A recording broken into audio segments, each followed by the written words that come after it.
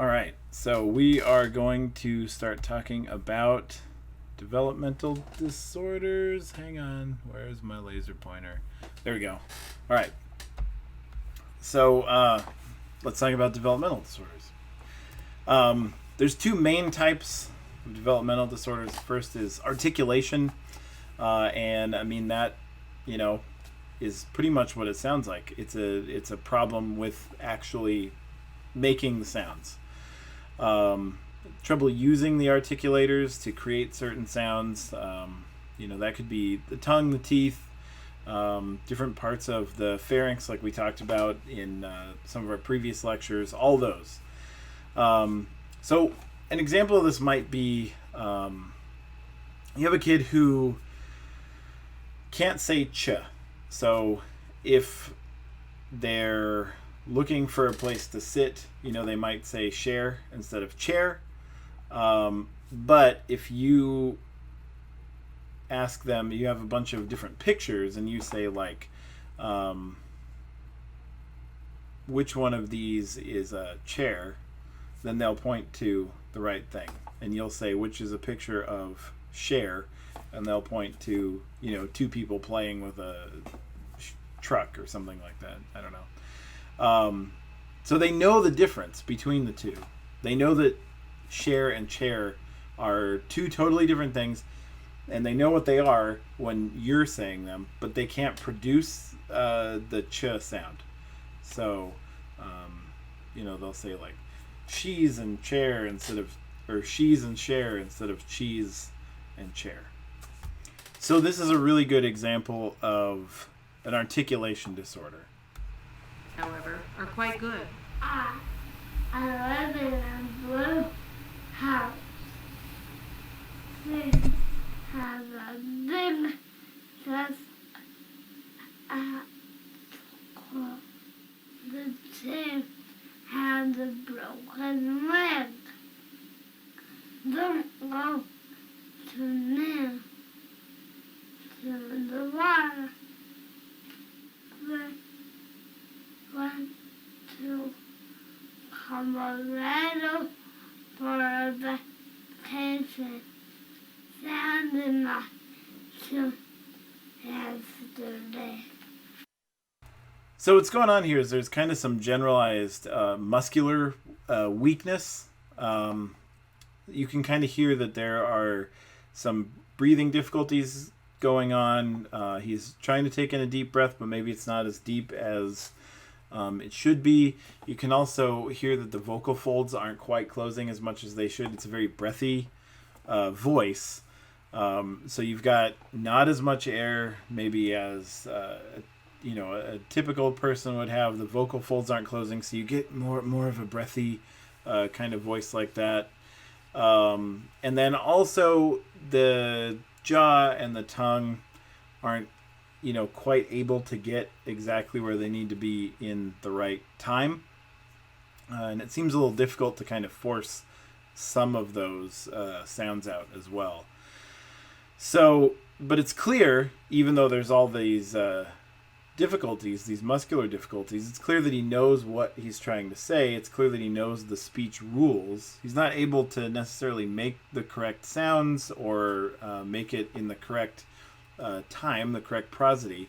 But it is obvious that he knows where he's trying to go. He can read the words or mimic what he's hearing. I'm not really sure if he's reading them or trying to repeat back what another person is saying. But it's clear that either way, he understands what's happening. It's his output that's actually the problem there. So let's take a look at... There we go. So then we're going to contrast that with phonological disorders. A phonological disorder is trouble understanding the rules of speech. So this person who has a phonological disorder will be able to produce a ch and a sh, but they might use a sh when there should be a ch, and then a ch instead of a t. So if they can produce both of the sounds and they're using them incorrectly, this is a speech sound problem. This is a knowledge of the speech rules is where the problem is located. So it's being able to figure out when to use each sound, which they have. They have all the sounds, but they're not using them at the correct time. And that's kind of where the problem lies. So let's take a look at this video, which is actually the same video.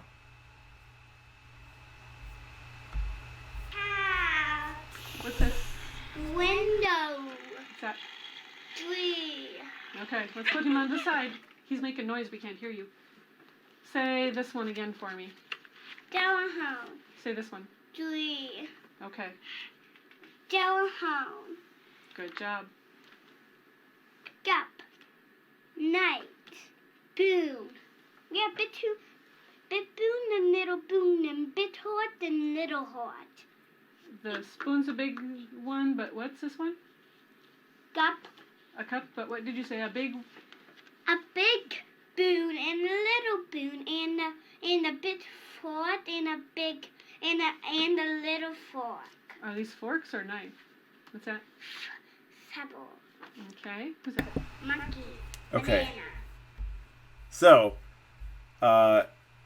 sometimes when I've taught this, people have a little bit of difficulty figuring out what she's saying.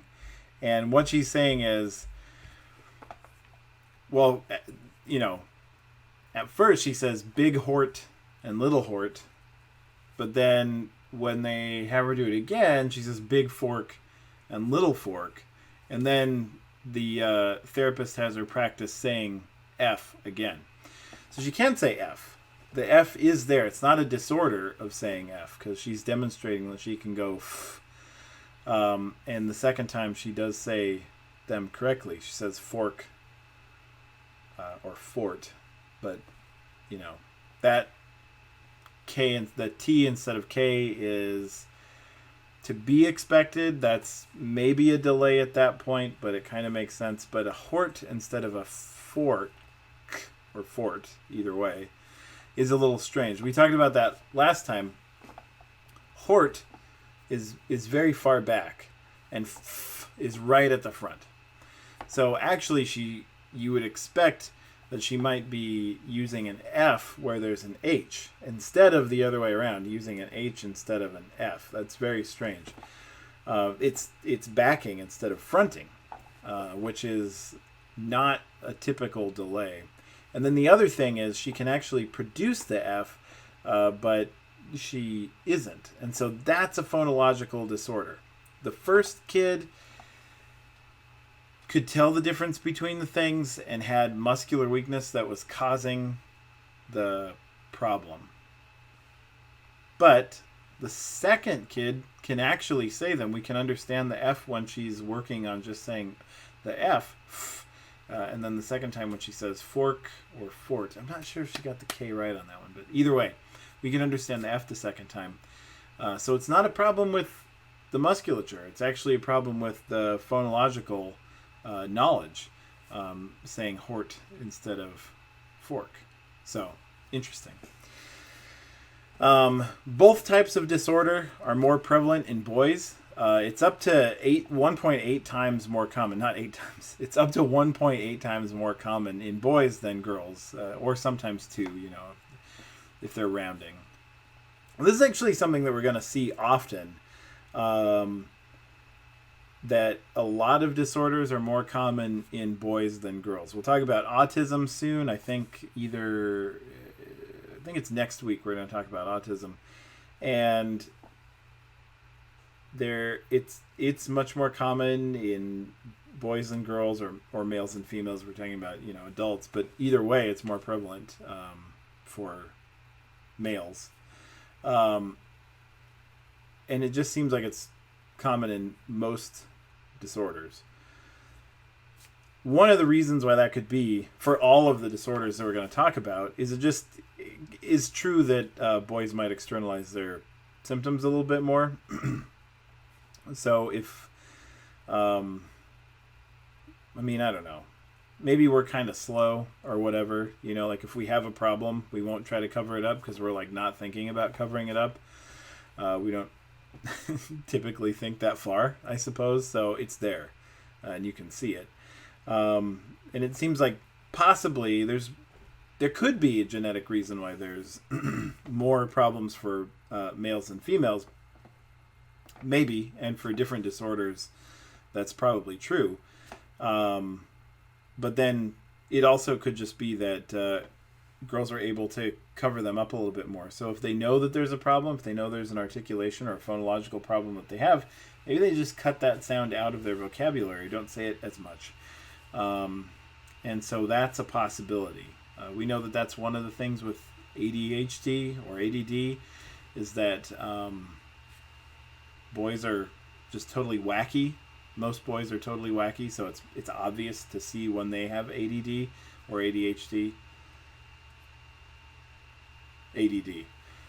And then girls will keep it in a little bit more. Kind of go off in like an internal world instead of just like wigging out in the physical world like boys do. So there seems like there's probably equal prevalence of the disorder in both sexes, but it's easier to see in one than the other, which is actually, it's good for, you know, the people that externalize a little bit more because it's obvious to see that there's a problem there. It's hard to treat what you can't see. So that's something to be mindful of in your careers in SLP, is that it could be the case that maybe if you see a little bit of a speech problem in somebody, and it's not always going to be a girl. There are some, you know, boys that are good at covering these things up too. You might see it occasionally when they can't get around, you know, saying the word or sound that they have a problem with, but maybe they just don't say that very often. So it's something to keep in mind and try to watch for when you're actually with a client. Okay, so let's take a look at another video. Probably going to crash my browser here in a minute.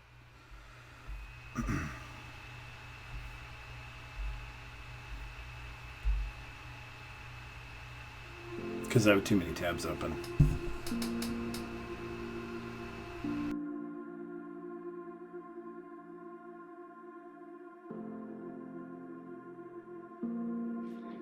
He's small. Small. I can't quite make that in the air. When I woke up, he said, "You had a." I can't quite.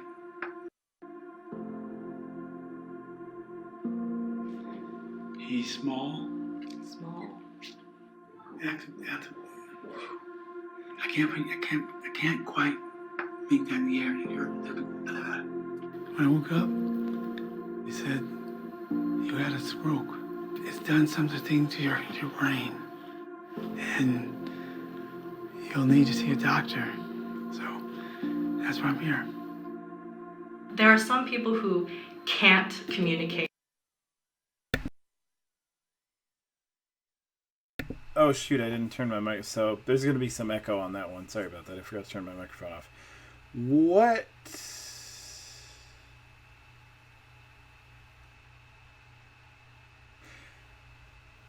And now I'm wondering if I was silent the whole previous time. Anyway, we'll figure that out. Fix it in post. So, what do you think that was? What do you think is going on with that guy? Is there a articulation problem, or is there a phonological problem? Or is there a little bit of both? So, I would say that it's more of a phonological problem. One of the things that he said was, I can't quite make that sound. And so that is a problem with speech rules. There's a sound that isn't really coming out there. Now, this looks like it might actually be something approaching an aphasia, which we'll actually talk about a little bit later on. But an entire lecture on aphasia a little bit later on. But it's a problem with the rules of speech up here, problem in the brain, with the rules of speech coming out and being produced. Now, it does seem like he's got a little bit of hoarseness that probably wasn't there before. I mean, we don't know. Maybe he is like a singer and he had like a really late concert the night before, so maybe that's why he's hoarse. Who knows? Maybe he went to a football game or something. But the hoarseness isn't really affecting his ability to produce speech. Everything he says is really intelligible, so it doesn't seem like there's an articulation problem. It's possible that the hoarseness is a result of the stroke. It's not exactly an articulation problem quite yet. Unless he doesn't like the sound of the hoarseness, then it could be something to work on. It could be a little bit of muscle weakness in the, with the vocal folds or something like that. But again, we're not sure. His voice might have sounded kind of strained before the stroke. What we do know is that the problem with finding the correct words, finding that sound and not being able to make the right sound did come after the stroke. So that's a phonological disorder. All right, let's go back to the slideshow. Okay, good. So we've gone through that. All right, so there's a few different types of articulation problems that are good to keep an eye on. In fact, I want you to remember this acronym, which is SODA, or SADO, if you're, a weirdo. You just flip some of them around. Anyway, SODA, or SADO. It stands for substitution, omission, distortion, and addition. These are the main types of articulation disorders. A substitution is when a sound is substituted for another, right? So the example that I've got here is wed versus red. You come across this a lot if you know young children, you've seen young children, you've heard them speak or anything like that. If you're an SLP who ends up working in a school with young children, you'll probably see this a lot. It's a common, I even hesitate to say delay, because we know that R's come in a lot later than other speech sounds. So it's not even necessarily a common delay. It's just a common thing that happens with speech development. But it is also a common delay. So the substitution of wed for red, it's not always an articulation disorder. Remember, the disorder comes in when they're delayed beyond the typical time when people would get these. So if they're delayed beyond when you should develop the R, then it's an articulation disorder and it's a substitution. An omission is leaving a sound out entirely, so boo instead of blue.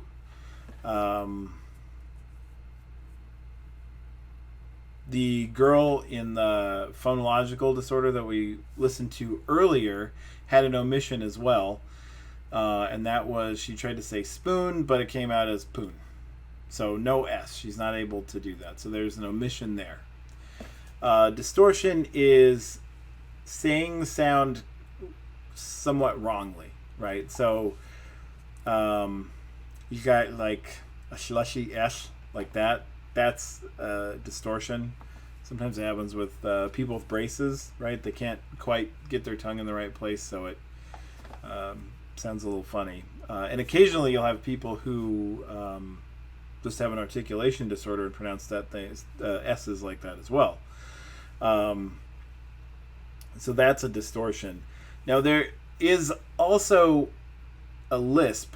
So you can have one like mine where it's a little bit. It's not like I'm not making a TH sound exactly. But there's something with it. And that's a distortion. So the S is a little bit distorted. But if you had somebody that is making a full-on TH sound, is that a distortion? Or is that a substitution?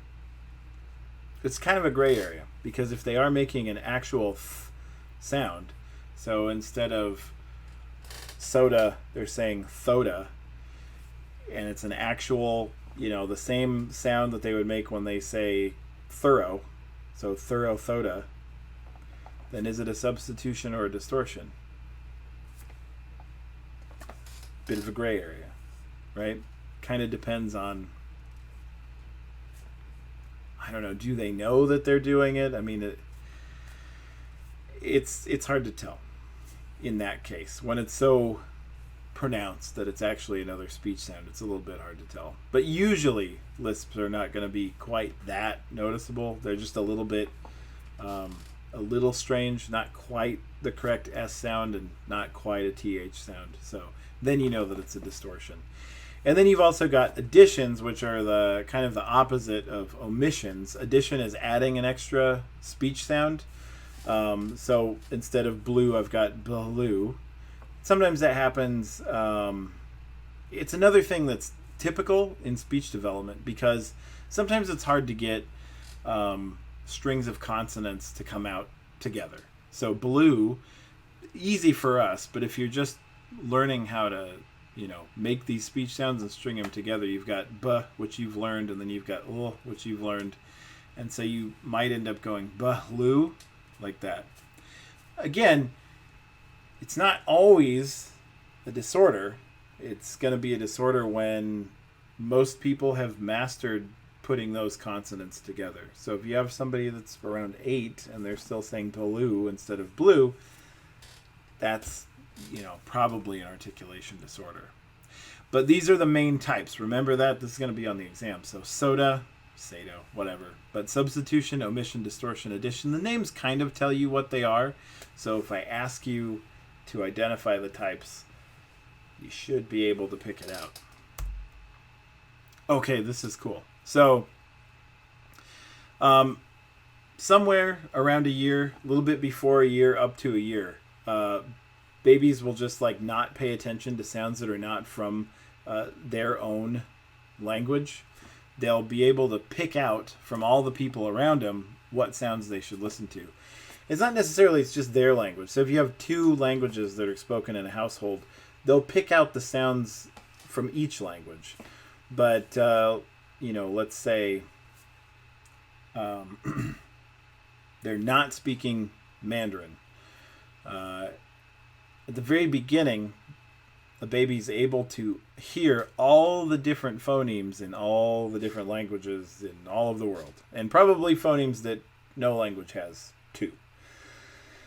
But then between 10 and 12 months, they just ignore all the phonemes that aren't part of the language or languages that they're exposed to a lot. So they start to kind of learn the acoustic signature of their own language, which is really cool. And it's also, it kind of makes you wonder, what does English sound like? What does the acoustic signature of English sound like? We know any sound that I'm going to say sounds like English because I'm speaking English to you. But this is a song. Well, so the background of the song is in the 60s, any song that sounded a certain way was top of the charts. And it was songs by either Americans or British people.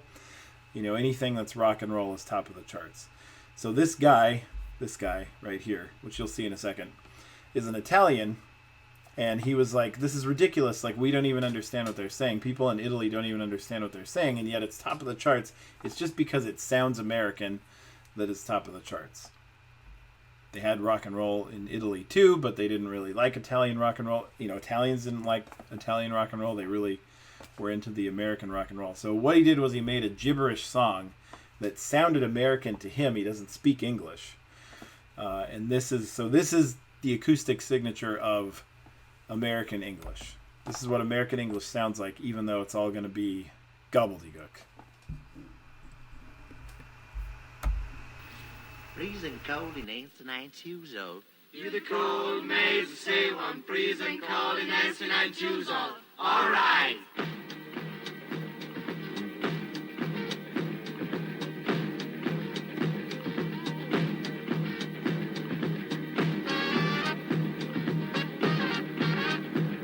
When I stay in the shoes now, a whole building scene, then a whole red map begin to color boss time.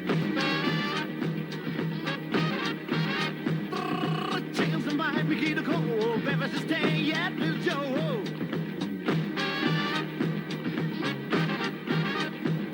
When I stay in the shoes now, a whole building scene, then a whole red map begin to color boss time. When it's the same way, you can't be seen. You know, for some another just got play with this jam.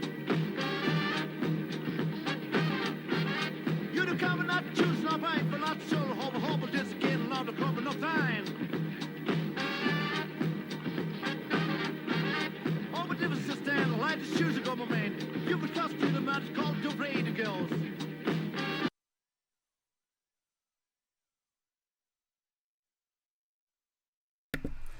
I'll put it on canvas if you want to watch the rest of it. But it's a pretty ridiculous song.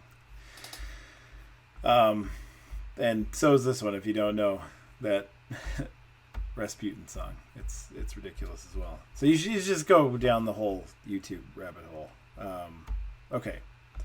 So let's see. All right, that's the end of this portion. Next video, we're going to move on to more about developmental disorders.